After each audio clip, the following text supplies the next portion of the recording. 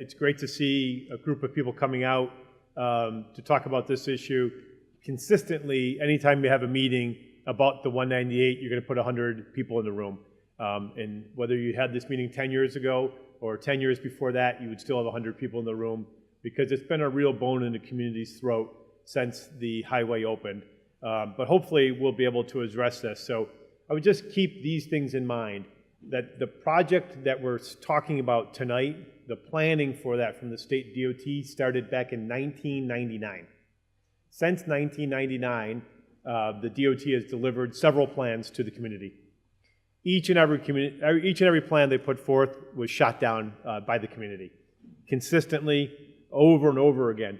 But during that time, instead of delivering more comprehensive plans, the department has actually shrunk the area that is subjected to this project plan. So it started in this idea of we're going to do the whole 198. Then it shrunk a little bit more, and now we're really only talking of Parkside to Grant Street. Well, you really can't solve any problems with the 198 if you're talking about that little tiny area, but you're not talking about the Main Street, Kensington, and on the west side, the 198 connector. So it's a very abbreviated plan that right now is being put forth from the DOT. But I can tell you what I've heard consistently from the community.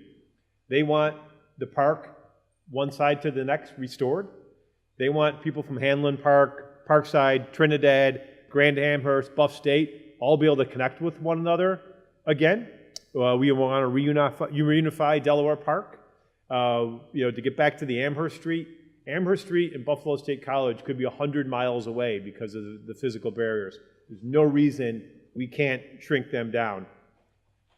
Thank you. But here's what we need to do.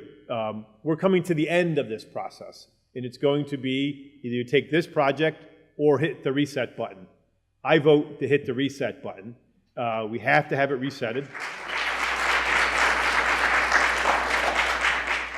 The old project, even though the words changed a lot since 1999, it was all about how to make a highway look a little bit less like a highway.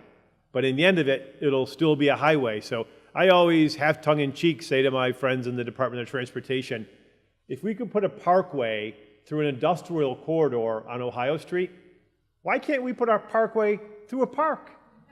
Simple as that. So here's what we need. We need a holistic approach. We need to think about reconnecting Delaware Park all the way to Martin Luther King Park. That was the old connectors. We need to get it back. But first and foremost, the DOT has to listen to the community. We have not been speaking with mumbled voices for the last 20 years. We've been very clear on what we want. So here's what you have to do. From now to December 18th is the last time to do a public comment. I know they're looking at the public comments as they are rolling in. So you need to keep them coming. You need to tell the DOT to hit the reset button. We do not like the plan that's being offered. So before I stop, I have to offer some thanks. So the Olmsted Parks organization has just been super terrific in advocacy around this cause. So this cause needed a champion. It needed someone to come from the culturals or the parks. No one was stepping forward to make it their job. Olmsted stepped forward. So thank you, Stephanie. Thank you, Olmsted. Thank you to the Olmsted board. It's not a comfortable territory to be in. Really sort of nose-to-nose advocacy is not really where you want to be. But I'm glad you're in it, and you're doing a wonderful job. I respect that you folks jumped in with both feet, and I'm also confident we're going to get a good result.